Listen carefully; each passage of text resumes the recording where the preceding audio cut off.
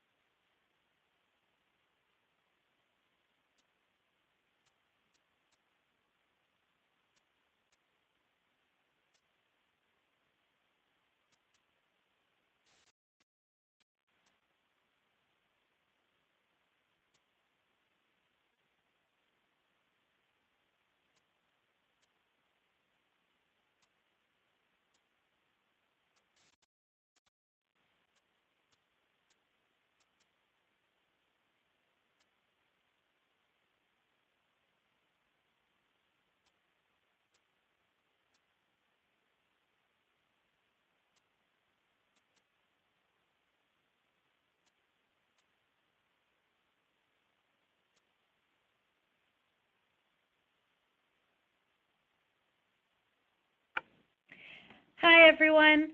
Welcome this morning. We are hosting the Chesapeake Monitoring Cooperative webinar for folks ready to get started and how to become a CMC partner. So we are going to wait another minute or so. It looks like folks are still joining us, and then we will get started. All right, thanks, everyone, for joining us this morning, and we'll talk very soon.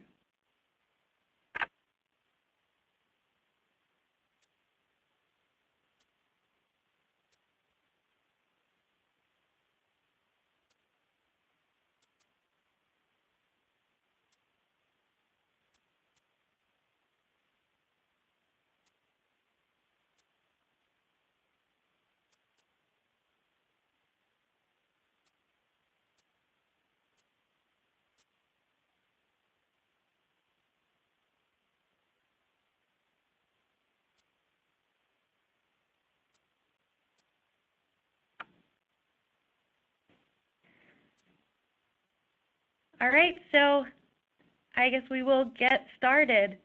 So good morning, everyone. This is Lee Rubin. I'm here from the Isaac Walton League of America, and I'm the project coordinator for the Chesapeake Monitoring Cooperative. Also presenting today, we have Liz Chidoba. She is the project manager for the Chesapeake Monitoring Cooperative, and she is down in Richmond, Virginia with the Alliance for the Chesapeake Bay. So we are very, very excited to get the CMC started, get groups onboarded into this process. And over the last year, many of you have probably heard me speak about all the things that the Chesapeake Monitoring Cooperative development team or service providers, as you'll hear us referred to in this presentation, all the work that we've been doing developing products that will benefit the volunteer and non-agency monitoring community. And so we're excited to share how these products are going to be put to use and how you can get started and become a partner with Chesapeake Monitoring Cooperative. So today you will hear an introduction to the CMC, and we'll make that quick because we know a lot of you have heard from us before. We're also going to talk about how to apply. So as part of the process, there's a standardized process across the Chesapeake Bay watershed of how to apply for assistance from the Chesapeake Monitoring Cooperative. We're also going to talk about what happens after you apply. What are the benefits and services that you will be afforded, and then what are the tools and resources that are available to you. Lastly, we're going to have, we're hoping 15 or 20 minutes at the end of this webinar to have a Q&A session. What I'm going to ask of you is to write any questions that come up in the chat box on the, in the webinar software. And so at the end of the presentation, Liz and I will be available to answer all those questions, and then other members of the CMC development team are also on the line and will also be able to respond to some of those questions, seeing as how we do have a wide variety of expertise on this team. Also, during this presentation, you will have access to some interactive polls. So please stay tuned and participate in those. So first, why become a CMC partner? We've been talking about this a lot. Like I said, all the products that we've been developing, but what does that mean for you as a partner? So you'll receive, if you become a partner, technical support for developing a new or evolving an existing monitoring program. And that includes receiving some training and certification to monitor and analyze data. You'll also get some equipment or equipment suggestions. And then you also have access to an EPA-approved QOP. That's one of the things that we've heard over the last year and a half that volunteer groups and other monitoring groups are really interested in having access to. So we've developed quality assurance project plans. You'll hear a bit about those later. Also, you'll have access to the CMC service providers. We are some of the experts in the field of volunteer monitoring, and so we can help you create higher standards for QA/QC in your program. You'll also have the use of a new data management tool and data visualization tool. That's the Chesapeake Data Explorer. You'll also hear a bit about that later. And then you can get your data used by state and federal agencies. That is the major objective of this project, and that is to elevate your data and then make it more accessible publicly and to state and federal agencies so that they can use it in management decisions and making decisions about restoration projects. And then lastly, you'll have access, or I shouldn't say lastly, this is just a select number of the benefits that you'll have access to, but you'll also have data interpretation and report card workshops.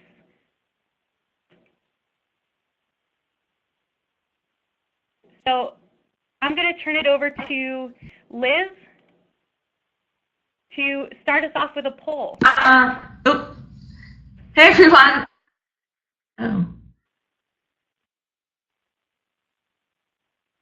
So hey everyone, I'm Liz with Alliance for the Chesapeake Bay, and I'm the new project or program manager for this cooperative. So it'd be helpful for me if you could let us know how you foresee yourself working with the CMC, so we can get an idea for your goals and what you would like to learn from this webinar.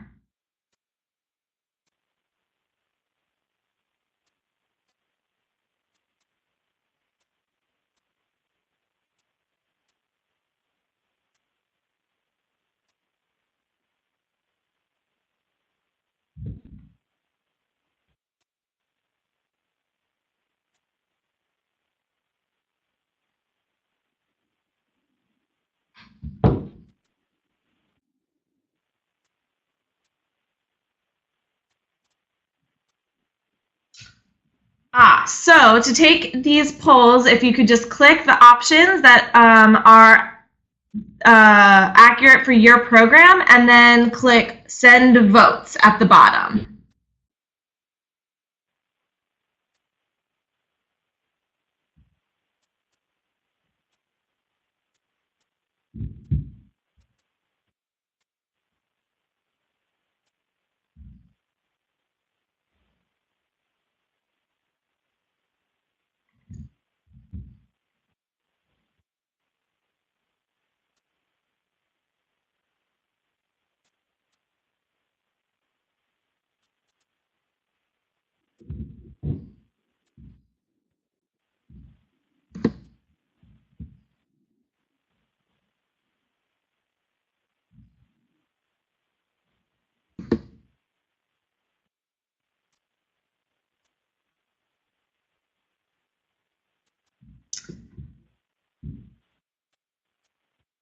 All right, if everybody has filled out the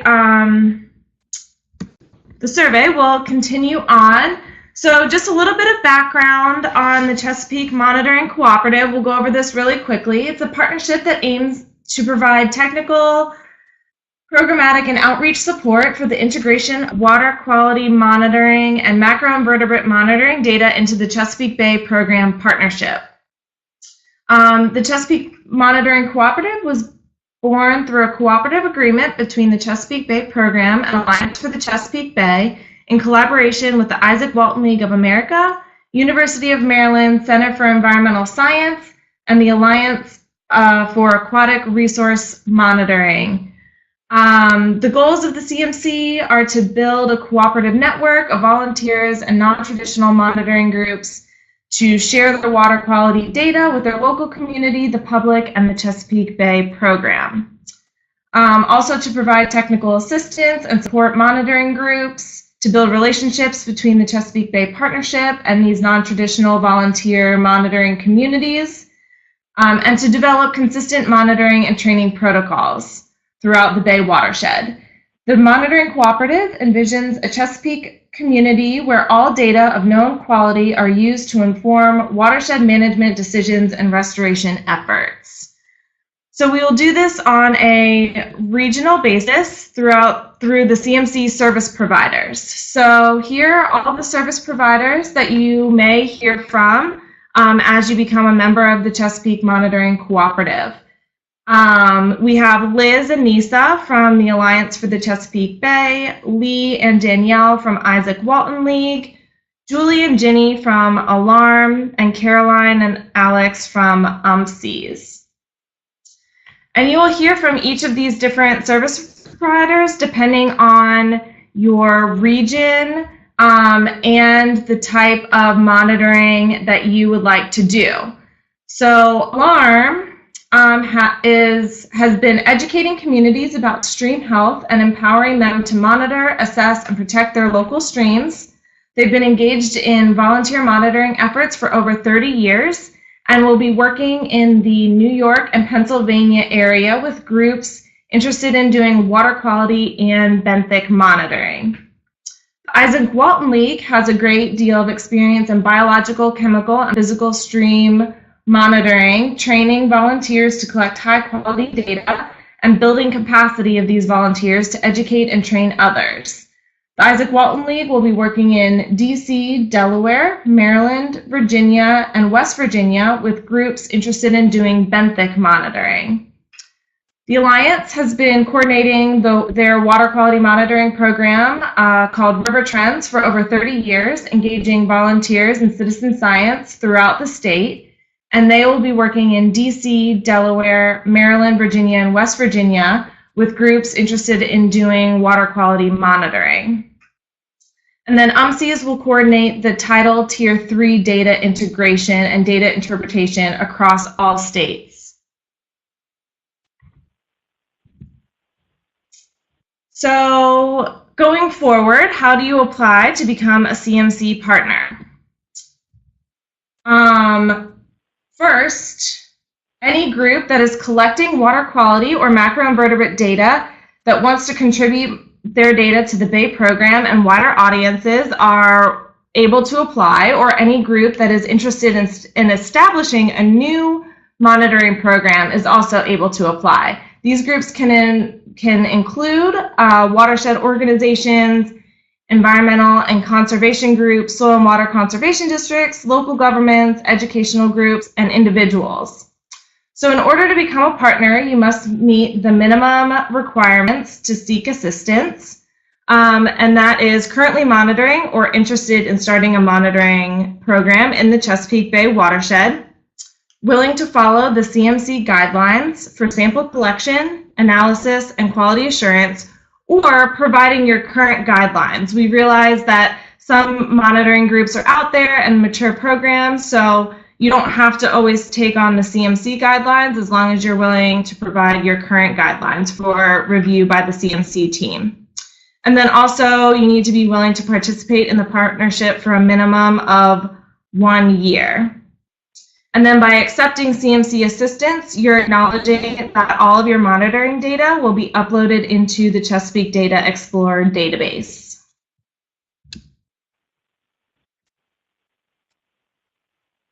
So if you are a group starting a new program, you will follow the CMC methods and QA protocols. You will automatically meet these minimum requirements to access the Data Explorer. But if you're an existing group and that has an established monitoring program and you're not going to be following the CMC methods and QA protocols, you can still enter your data into the Data Explorer as long as you meet these minimum eligibility requirements by having GPS coordinates of all your monitoring sites.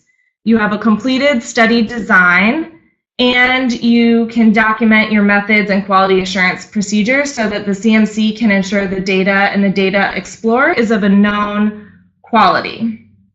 And the CMC service providers will help your organization meet these minimum requirements.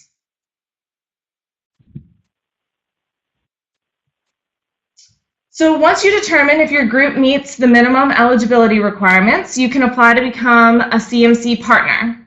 The first step in this process for existing monitoring groups is to go online and fill out the Chesapeake Monitoring Census. This will give the CMC partners the basic information about your organization and monitoring programs. It asks who you are and where you're located and different watersheds that you're sampling in. How often are you monitoring, and how long have you been monitoring? How do you monitor? Are you doing benthic or water quality monitoring? And what types of parameters are you studying? What are your quality assurance procedures and plans? And then the last section will ask about how you are currently storing your data and how your data is currently being used. Filling out the census will help the service providers get a feeling for how we can integrate you into the CMC partnership. The next step for existing groups is to fill out this brief application form. For new monitoring groups, you do not need to complete the census, and your first step will be just completing the application form. And this application is available on our website as a Word document, a fillable PDF, or as an online form, and you can fill it out in however manner is most convenient for you, but you only need to fill it out once. So this application form is fairly brief and just asks for some basic organizational and contact information. It asks you to identify ways the CMC service providers can provide assistance. For new groups, this is either choosing the types of monitoring you want, benthic or water quality monitoring. And for existing groups, you need to think about ways the CMC service providers can add or change your program to include more parameters or different types of methodology. For example, if you would like to add water quality monitoring parameters or a benthic monitoring component, or just use the Data Explorer. And then the last step is just to identify any service providers you are currently or have previously worked with so that we can keep that consistent and we can keep those relationships intact.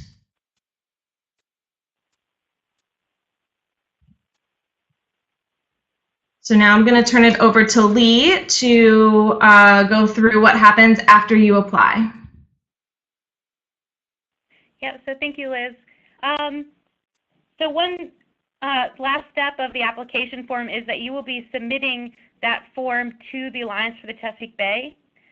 There are two ways that you can submit that form. Either you can print out the PDF or print it out, download the PDF, fill it out, and send it via email to the Alliance for the Chesapeake Bay. The email address is listed on the form, or you can fill out an online form on our website. And so what happens after you send that application form into the Alliance for the Chesapeake Bay? You will be connected with a CMC service provider based on your location and the technical assistance needs that were highlighted in your form. And you should expect to hear back from a CMC service provider within 7 to 10 business days. So what I'd like to do real quick is to take a look at the results from the poll that you participated in earlier. We can see that groups are interested in working with the CMC in several different ways. It looks like getting your data used by local, state, and federal agencies, some access to data management, analysis, interpretation, reporting support, and then also equipment. Surprise, surprise, seems to be some of the best ways that groups can foresee themselves working or collaborating with the CMC.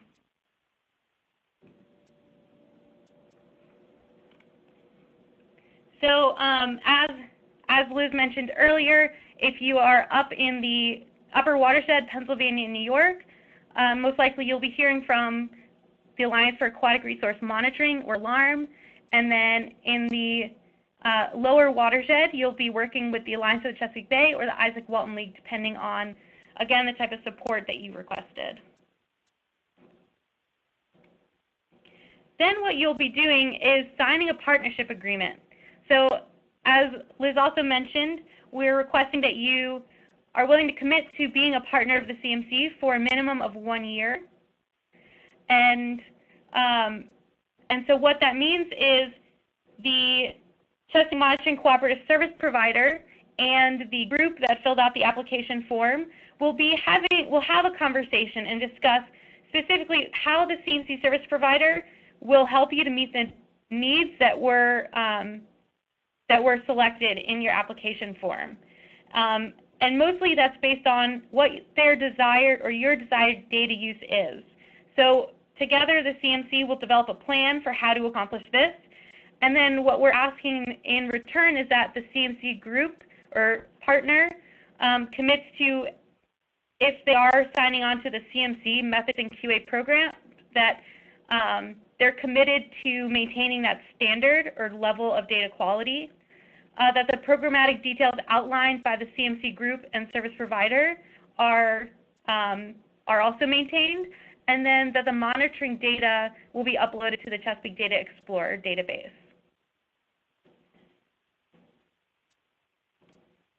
So what if our group wants to continue to use use our current monitoring methods and QA protocols? That's a question that we've heard many times, and developing the CMC methods and QA protocols was to fill a major gap in the community of having these standardized procedures, but we understand that there are a lot of mature, successful programs in the watershed, and we don't want to throw a wrench in your current existing programs. And so the way that we foresee working with you is when you do fill out that application for assistance. Here's a snippet of what the application looks like. But if you're interested in, you have your existing program, but you see, yes, you're interested in using or submitting data to the Chesapeake Data Explorer, so place a check there. You'd like the CMC service providers to review your current monitoring program, methods, and QA.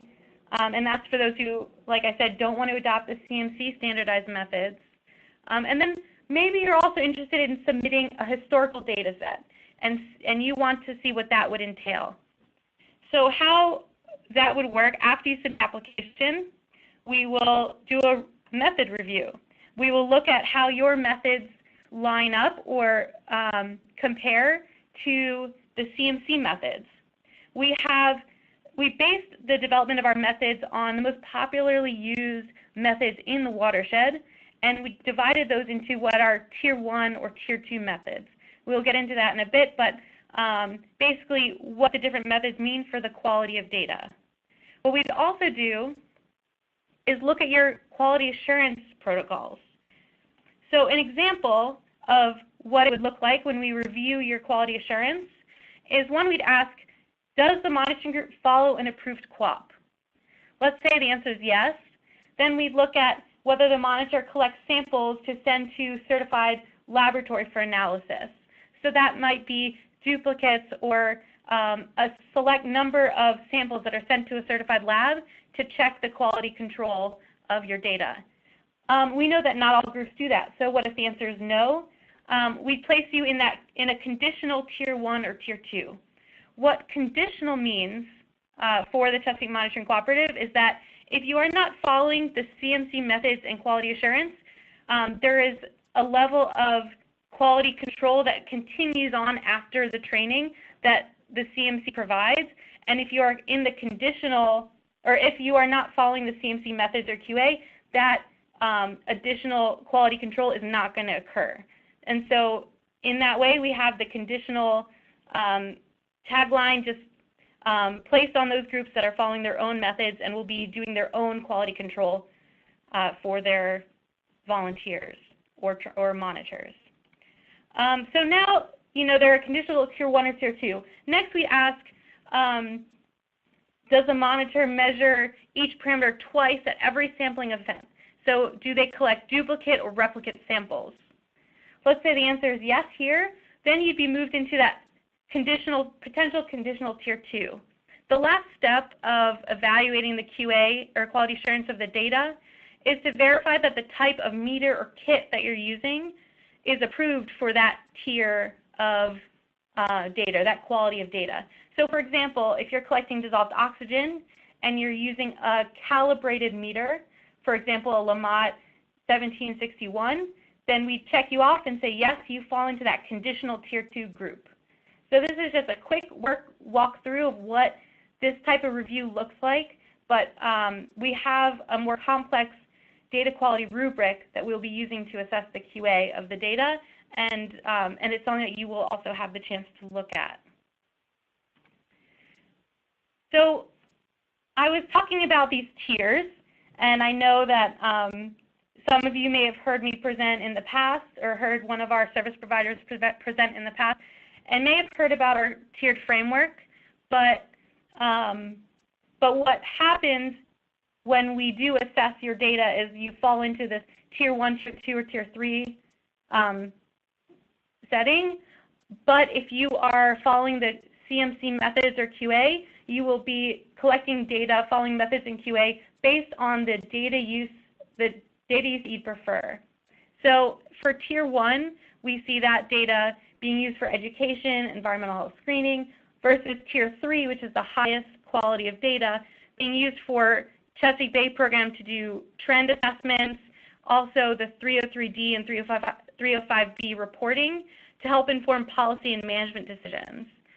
And so the Tier 3 process is different from the Tier 1 and Tier 2 process, as in getting integrated into the CMC as a Tier 3 data provider. And that process, instead of following a data quality rubric, has a checklist that matches what the Chesapeake Bay program monitoring methods and QA is, and you have a field audit done by members of the Chesapeake Bay program data integrity work group. So slightly different, but we do accept data Tier 1, 2, Tier 3.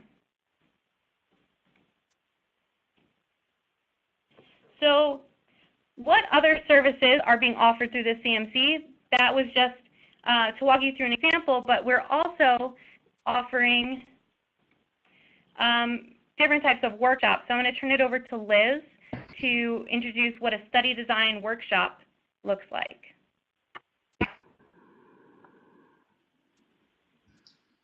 Great. So as you're getting started, one of the most challenging aspects of getting a monitoring program started is deciding what to focus on. There can be a ton of different possible scientific questions to explore that could exceed any one program's feasibility. So before developing a monitoring program, it's essential to think through the scientific process and some of the steps necessary to create a program so that the data collected will match the monitoring objectives.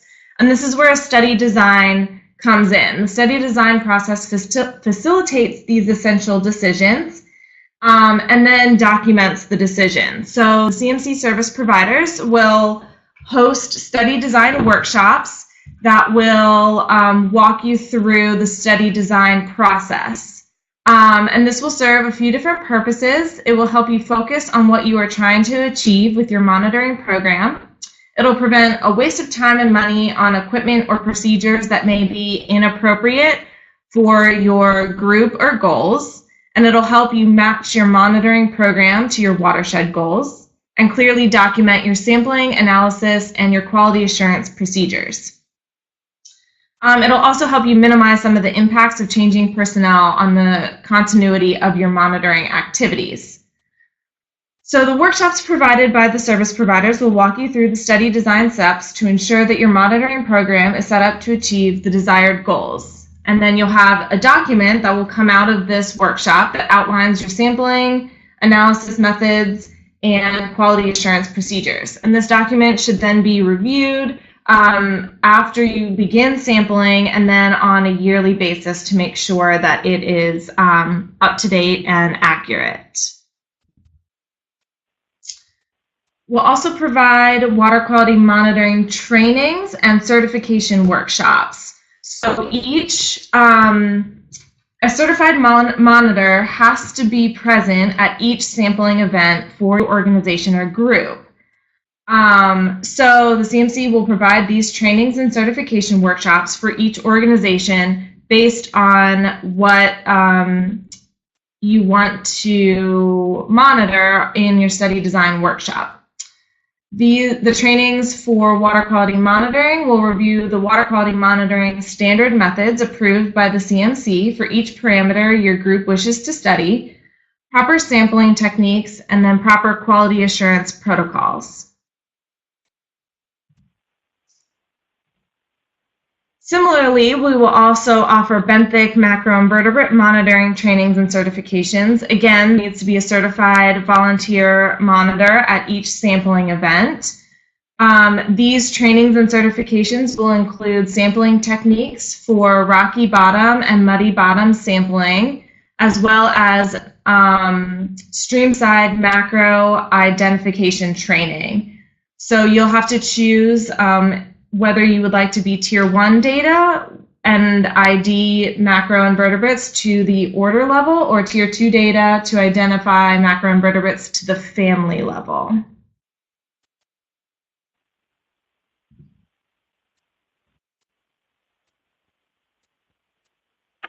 So another workshop that will be offered through the Chesapeake Monitoring Cooperative are these data analysis and interpretation, or also known as report card development workshops.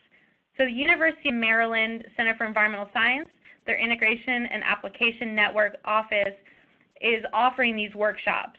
They've had a lot of experience communicating data effectively to scientific and non-scientific audiences, and so what they're doing here is helping you to analyze your data to best communicate it to whichever major stakeholders you are interested in communicating with.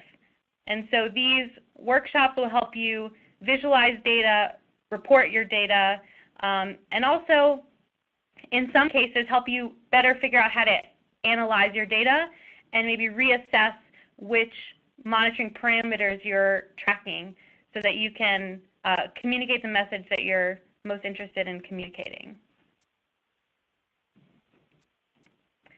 Another opportunity through the CMC is that we do have a budget for equipment.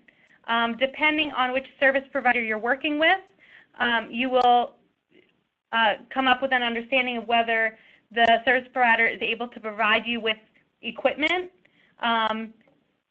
be it monitoring kits or for benthic macroinvertebrate monitoring nets for taking samples. But also what happened was that the Alliance for Aquatic Resource Monitoring up in Dickinson College received ancillary funding to do a study and understand what is the best equipment for non-tidal monitoring for volunteers.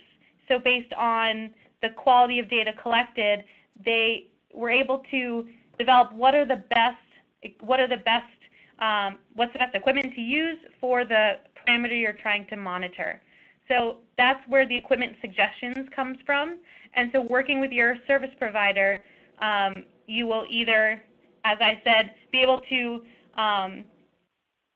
retain some additional equipment or come up with suggestions for the best equipment for you moving forward. Another service that the CMC is going to be providing is that quality control and helping to verify the data you're collecting. So the way that we are offering this is through the trainings, you will also become a certified monitor and be required to get recertified over time to maintain the highest quality of monitoring techniques and data analysis. We also will be offering support in getting your equipment calibrated, doing 10% checks on your data, whether you're collecting replicates, duplicates, or blanks, to make sure that your equipment and your techniques are maintaining the standard in which we trained you on. We will also be doing some field audits and checking that the data that the samples that you're collecting are following the appropriate chain of custody. So in many different ways, we're trying to support the rigor of your data and document that so that when you are presenting your data to an audience, you have that additional backing that says our data is of good quality and it's of known quality.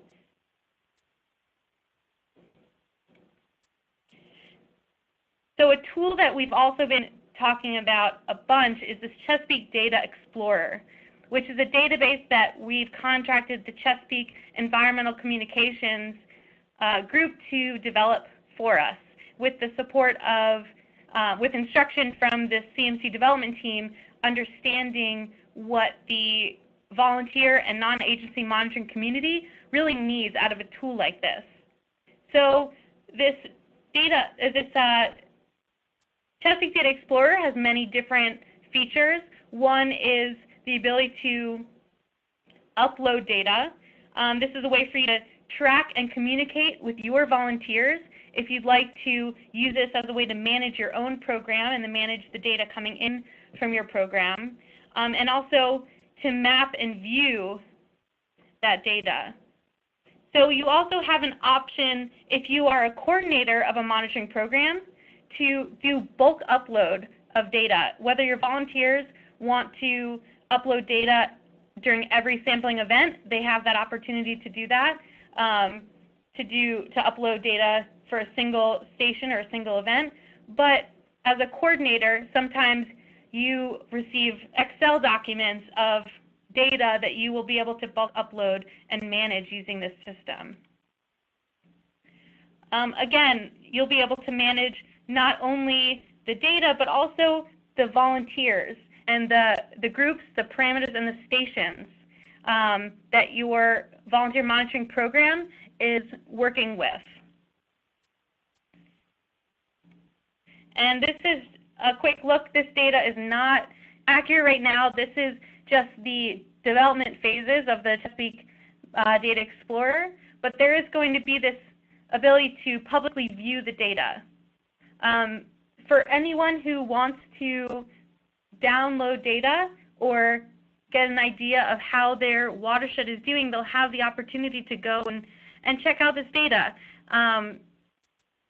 So that is the federal, state, and local governments will be able to access data this way, and also concerned citizens or your own volunteer monitoring group will have an opportunity to map and download data.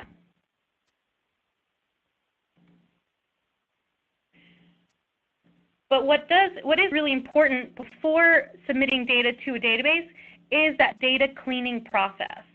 So to make sure that your data set is complete and valid, accurate, and has the utmost integrity, these are the type of questions that the CMC service providers are going to be working with you to help understand whether a historical data set has all the metadata associated with it in order to be uploaded into the database. And then for new monitoring data that's being collected, the CMC service provider will also be working with you to make sure all that metadata is being collected on a continuous basis so that all the data is of the highest quality or of known quality when being downloaded by any type of data user.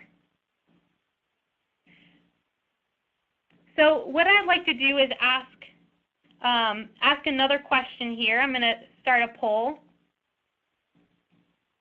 Have you been successful in getting your data considered by local, state, or federal agencies in the past? So if you have been interested, have you been in communication with these agencies, or submitted data in one way or another?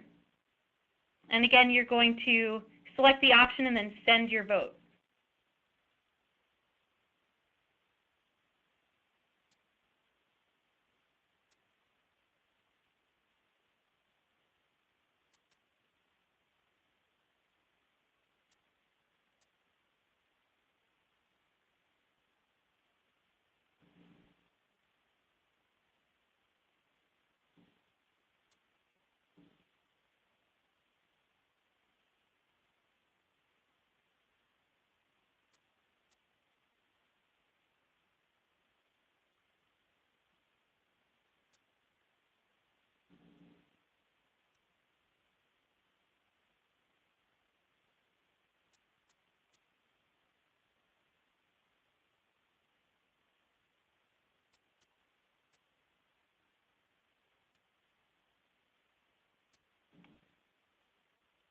So I'm ending voting now.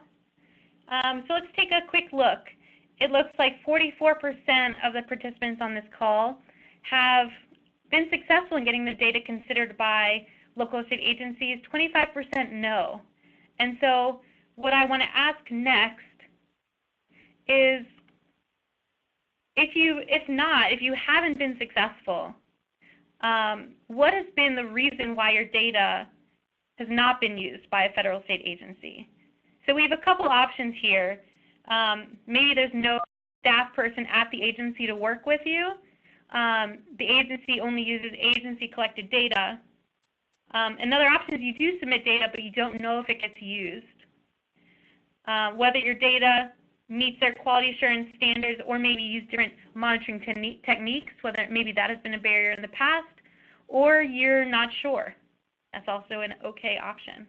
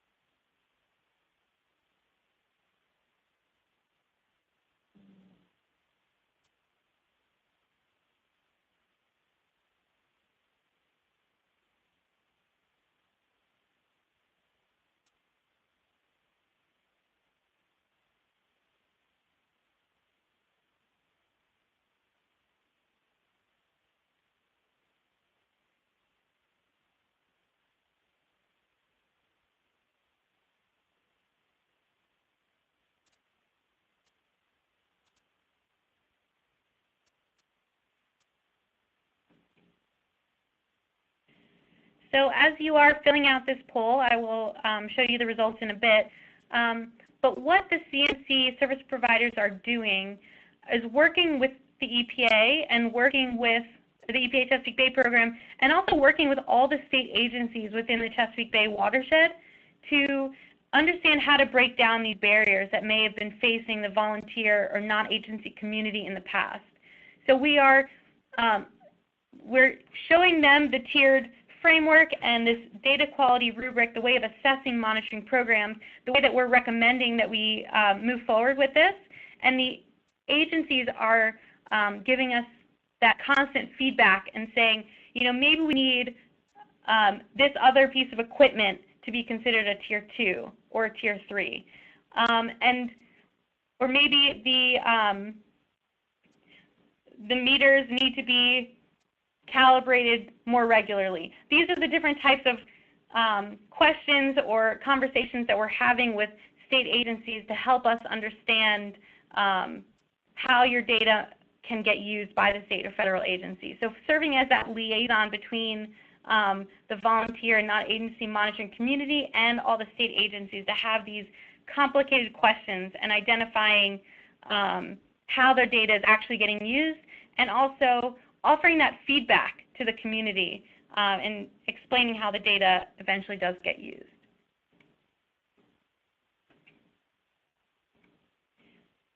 So based on the folks who filled out this poll, it looks like you know, there are different reasons why the data hasn't been used, or maybe it looks like there is a break in communication and understanding exactly how the data does get used, if it does.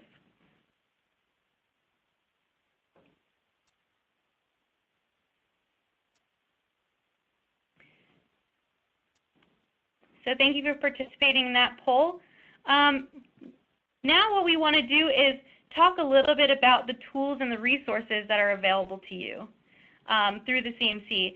As you've heard, we've developed different products. So for example, there are quality assurance project plans now available on our website that you can adopt as a monitoring program.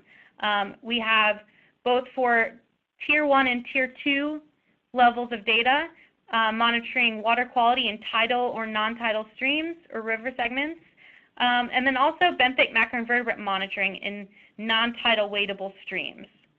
So these quality assurance procedures map out what is required to be collecting that tier 1 or tier 2 level data.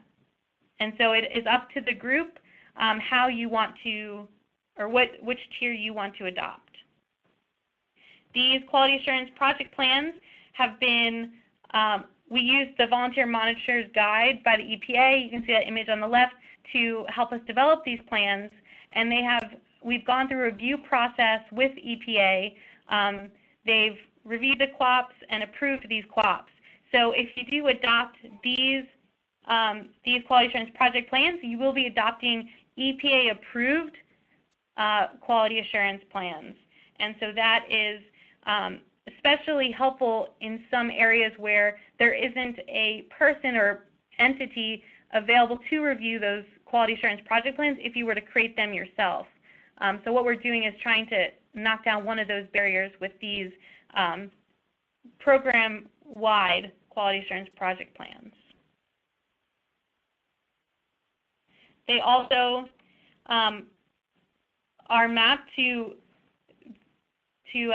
be used alongside these method manuals.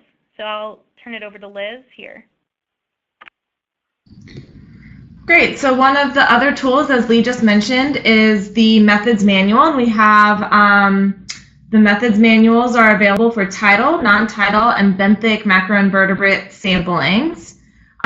These manuals in no way cover all of the protocols or parameters that can be used by volunteer water quality monitoring programs, nor does it suggest that the monitoring group should adopt each and every one of these parameters. These are really intended to support the work of the CMC and supply methodology for a large number of popularly used protocols and parameters, in order to provide a menu of options to volunteer and monitoring groups.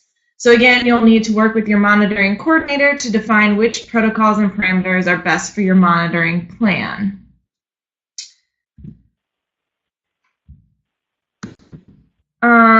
These manuals are designed to be user-friendly and are modular so that you can pull apart the pieces that you need and take certain pieces into the field and leave the rest at home so you're not carrying around a big bulky notebook. So the sections are numbered at the bottom to help you keep the pieces assembled in order, and the manual is broken down into two main sections: the introductory materials and then the actual methods themselves. The introductory materials help you understand what you need and how to prep before going out into the field, as well as includes best practices for monitoring, safety instructions, and data management instructions.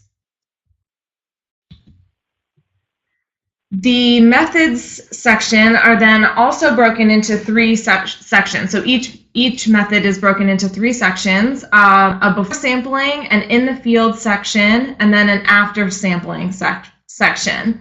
And these sections are marked by purple, navy, and gray headers and footers, respectively. So you can narrow down, this is where you can narrow down the amount of paperwork that you take out into the field by only taking the ones with the navy header seen here that give you the field instructions.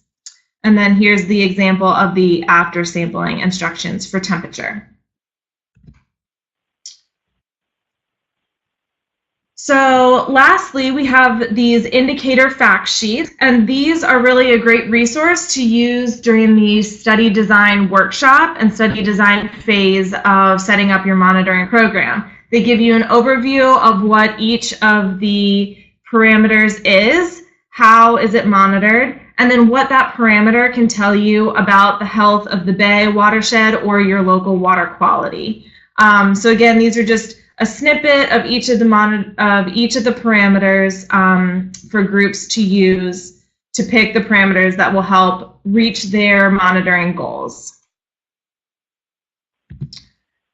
So if you have any questions from here on out, you can feel free to reach out to anyone from our team, either myself at my email or phone number, or Lee at the Isaac Walton League. And then here are some of our other service provider contact information, and any of them might also be reaching out to you.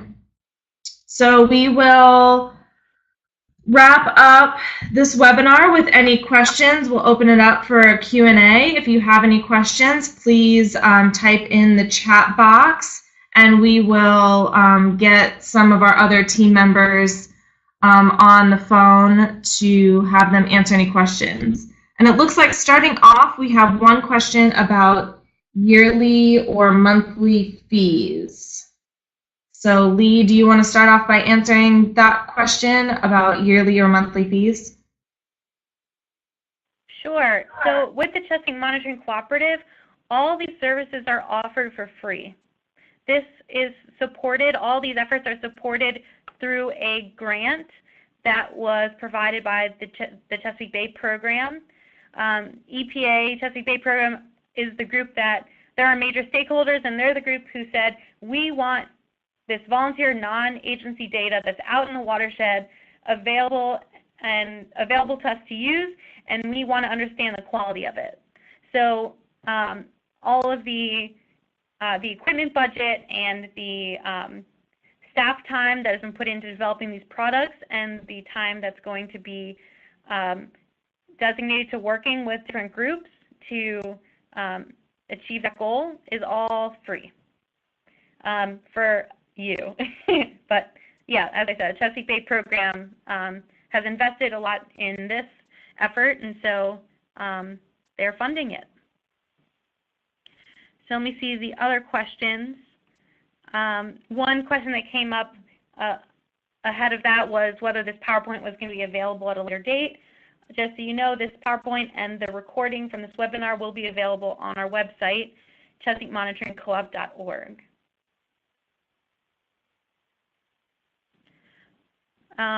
So one question that it looks like was answered, but is Virginia DEQ no longer serving as the quality assurance coordinator for NGOs performing water quality monitoring projects/programs in Virginia? So James did already respond that DEQ will continue to provide QA oversight for groups providing data to DEQ, but will be outside of the CMC program. But James Beckley and Virginia DEQ is working very closely with the CMC to coordinate these activities. So what we are offering is to provide some of that additional support to Virginia DEQ. We've identified some of their priority areas and are going to help to target outreach to get volunteers active in those areas, but also Virginia DEQ does a lot of the review of QOPs that programs already have, but what we're offering is prepared QOPs and method manuals that groups can use, and DEQ is supportive of those.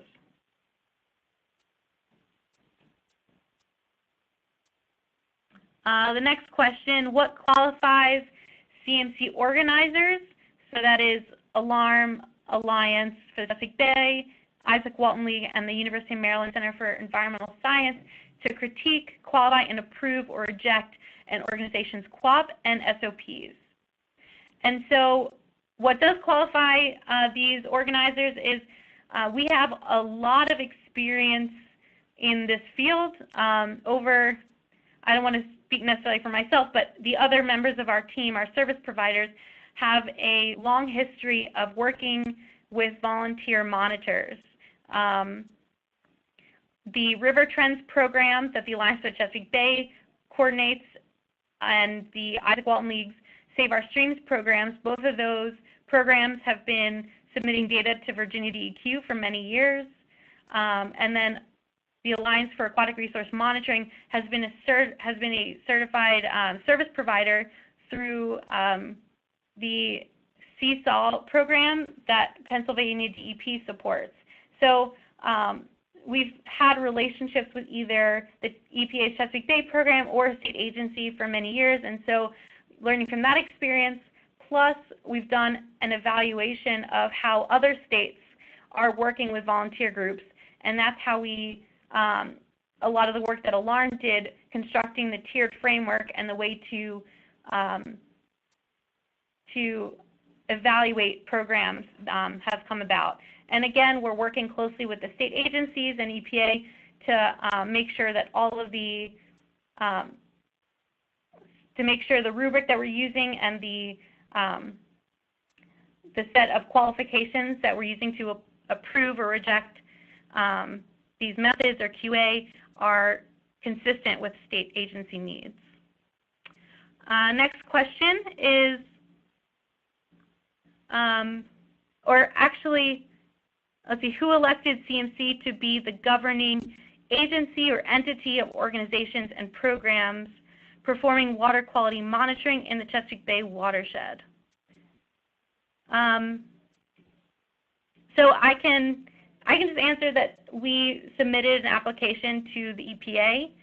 They put out an RFP to accomplish this task, and so the Chesapeake Bay program elected our 4 organizations as a partnership to create this program and to get this effort off the ground. Does anyone, any other member of the CMC want to answer any of these questions, or maybe how you've operated in the past to get this type of work done?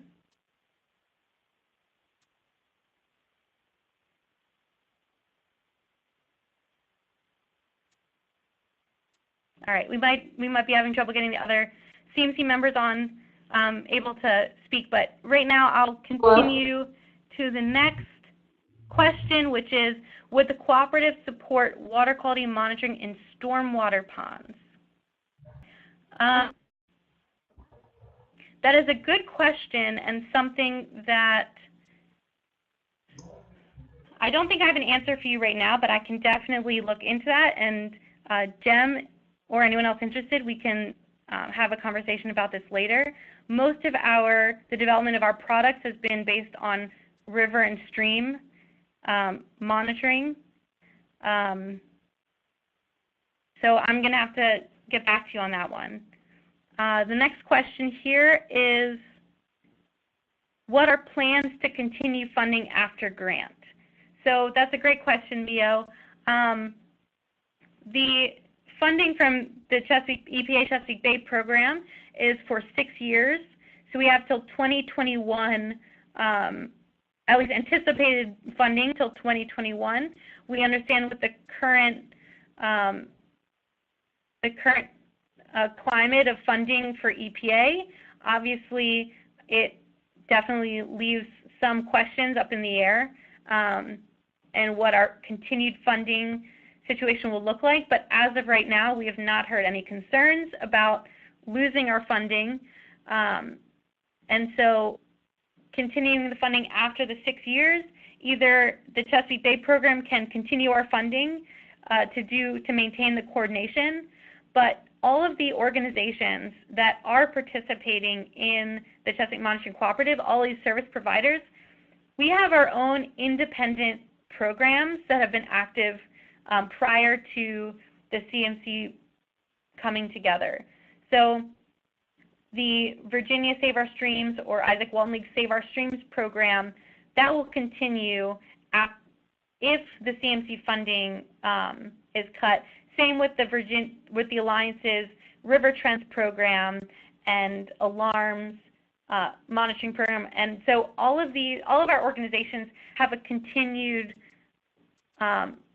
investment in the work that we've done here with the CMC and maintaining the relationships that we're building now with this support of the CMC funding. But of course, stay tuned, and this may evolve over time. But as of right now, we feel very stable as independent service providers and as a collective Chesapeake Monitoring Cooperative.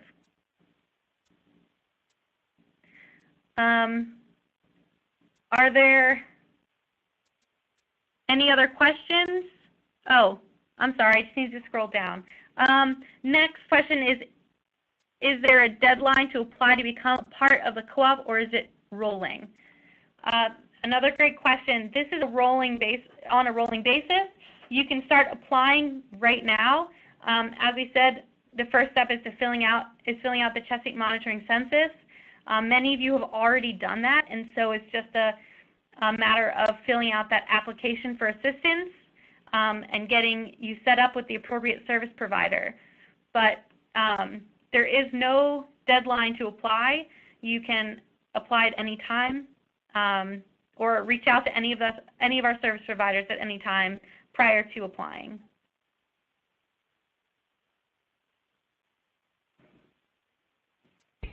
Okay, next. Hi, this is Caroline. Can you hear me?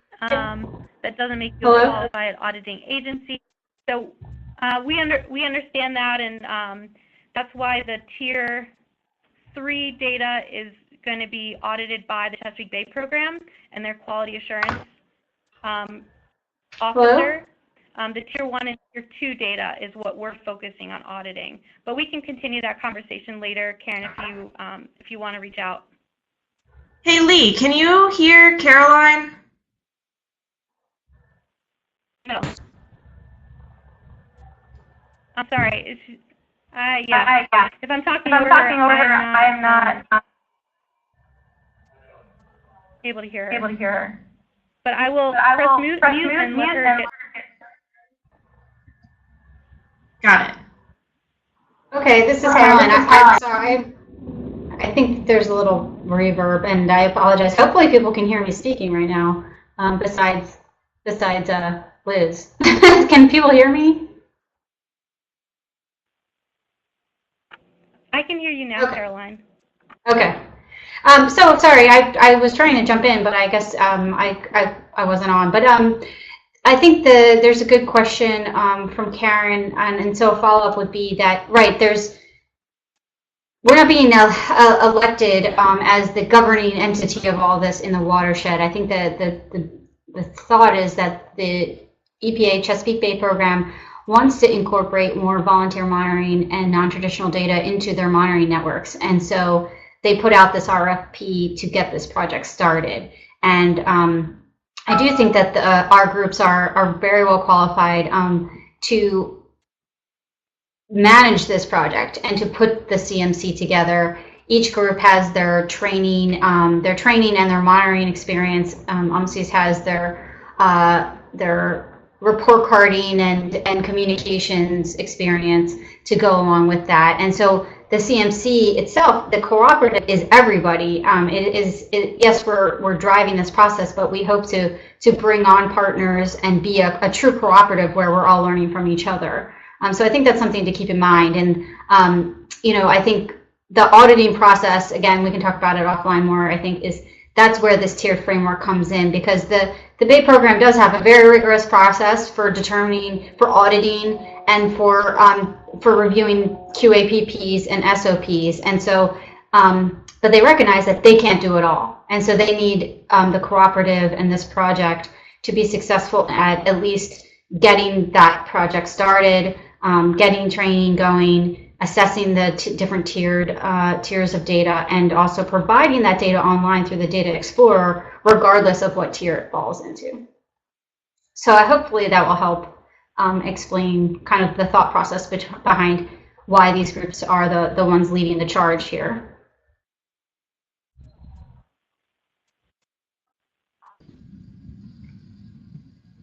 Great, that was a wonderful explanation. Thanks, Caroline.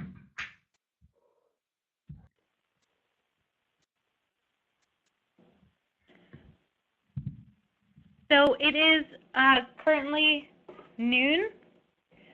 We can stay on the line and answer questions, but we do understand if folks need to hop off the webinar. This will be available, a recording of this webinar, including the continued discussion, will be available on our website at ChesapeakeMonitoringCoop.org.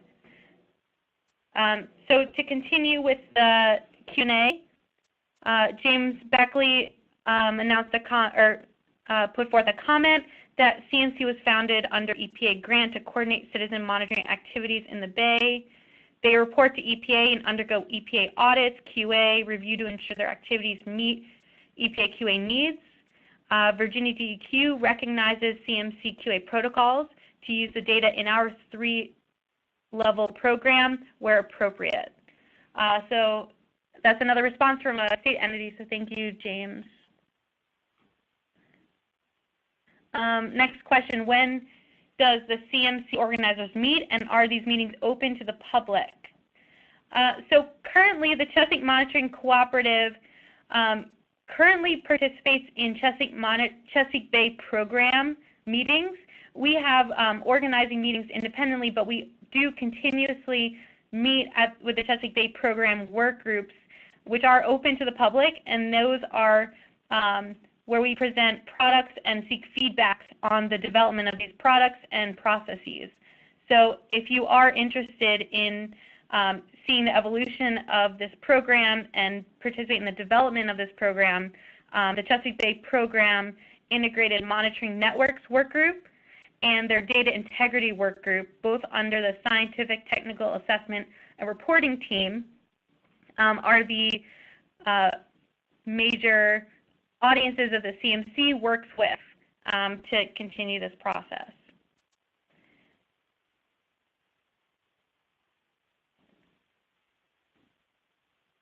All right, it looks like we've reached the end of our questions. Again, if anyone has questions following this webinar, please feel free to reach out to Liz Chidoba or myself or any of our other service providers that you may be familiar with or worked with in the past. We are all excited about the ongoing effort of the Chesapeake Monitoring Cooperative and happy to provide any type of support in getting you onboarded or into the Chesapeake Monitoring Cooperative as a partner. So I will sign off the webinar now.